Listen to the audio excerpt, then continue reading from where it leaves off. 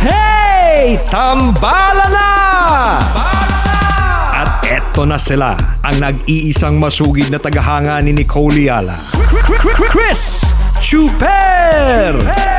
Kasama ang nag-iisang die-hard fan ni Chris Chuper. Nicole Yala! Mula sa Mahiwagang Burnay. Ang kwento.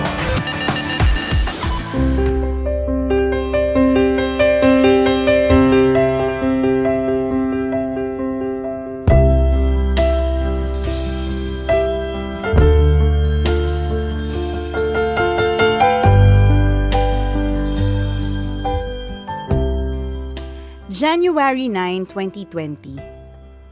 Ang last day ko sa trabaho ko.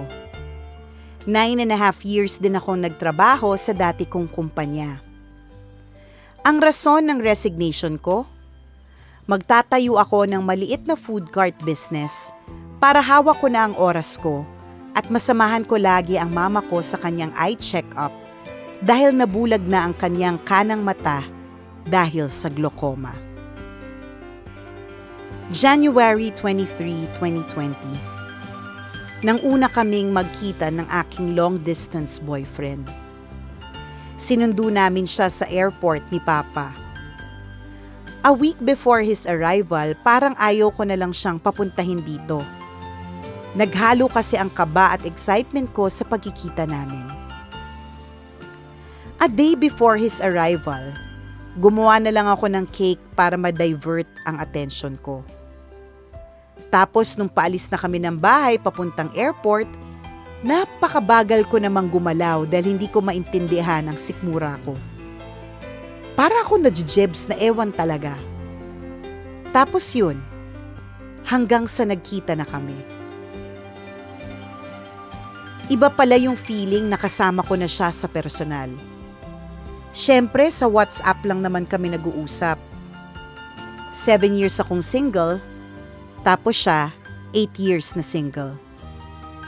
Nagkakilala kami sa isang online dating app. After 1 year and 3 months ng aming long-distance relationship, finally, nagkita na din kami. Every January ang family reunion namin sa mother's side. Kaya last January, nagmano na siya sa mga tiyahin at tiyuhin ko. Isa din yon sa mga answered prayers ko. Every reunion kasi namin, lagi akong nananalangin na ibigay na sa akin ni Lord yung lalaking para sa akin. At mapakilala ko na siya sa pamilya ko on our reunion para isang bagsakan na lang ang introduction. Kaya nung nagsabi si Moon na ang month ng flight niya papunta dito ay January, God reminded me that He already answered my prayer. 2 weeks si Moon dito. Hindi lang kami masyado makagala noon dahil natatakot din ako sa coronavirus. Although hindi pa naman pandemic noon si COVID, pero ayoko kasing magpakakampante. Hindi din siya masyadong naniniwala na may virus dahil nga noong may SARS outbreak, hindi naman nakaabot sa Ireland ang virus. Pero yun nga, doble ingat pa rin. After 2 weeks, bumalik na ulit si Moon sa Ireland. And tinuloy ko na yung execution ng business ko. Nakipag-meet ako sa mga business owners na kaibigan ko para magtanong ng mga wisdom on handling and running a business. Nakipag-meet din ako sa isa kong business coach na kaibigan para magtanong about legalities ng business contract. Sobrang ready na ako na ito na ang gagawin ko. Until dumating ang first week ng March, napabalitang may confirmed COVID case dito sa Cainta. That week, kinansel ko lahat ng lakad ko. Dahil akala ko maagapan naman ang nangyari. Hanggang sa noong March 16, nag-declare na ng community quarantine ng presidente. Sa unang 2 linggo ng quarantine, nakayanan ko naman ang pagtigil ko dito sa bahay. Pero may pagdalaw na ng worries sa isip ko paminsan-minsan. Hanggang sa na-extend ang community quarantine. April, sinubukan ko magtinda ng fresh eggs online. Ayos naman nung una, kumikita. Kaya lang dumami na rin ang mga nagre-resell kaya pababaan na ang labanan. Sumubok naman ako ng iba pang online business. Nung kausap ko yung supplier, sabi niya after 2 days magbibigay na siya sa akin ng mga supplies. Tapos nung nagbigay na ako ng mga orders ko sa kanya, biglang next week pa daw ang delivery. Kaya napahiya ako sa mga customers ko. Sumubok na naman ako ulit ng ibang business. Maayos ang usapan namin ng supplier, tas kinabukasan, hindi na siya sumasagot sa mga message ko. Good thing sa lahat ng business attempts ko, hindi naman ako naglalabas ng pera. Hanggang inabot na ng June. Sabi ko sa sarili ko, kailangan ko na ulit maghanap ng work dahil bills are real. Gumawa ako ulit ng resume at naghanap ng trabaho online. May mga nakita akong job openings. Lahat yon pinasahan ko ng resume. Since online ang application process, sinabi ko sa sarili ko na dapat bonggahan ko ang mga sagot sa online exams para mas mataas ang chance ko na mapansin nila ang applications ko.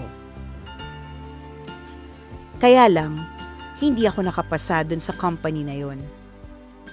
Sending of applications after applications ang naging eksena ko sa mga sumunod na araw at linggo.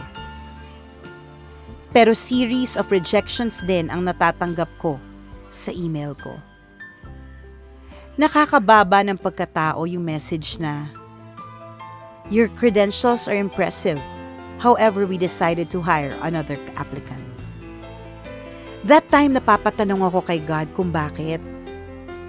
Hindi naman selfish yung rason ko kung bakit ako nag-resign sa trabaho. Ginawa ko yun para kay mama. Pero my situation is hopeless. Ang sakit sa part ko kasi feeling ko ang tanda ko na para tumambay sa bahay. Tapos may pandemya pa. Pati ang relationship ko kay Moon naapektuhan. Sabi niya bakit daw lagi akong irritable kapag kausap ko siya. That time kasi hindi na ako masaya sa nangyayari sa buhay ko. Kaya pati siya nadadamay ko. Failure. Inutil. Yan ang tingin ko sa sarili ko during that time. Hanggang sa gumising ako isang umaga at may naramdaman akong burning sensation sa mukha ko. Sobrang sakit.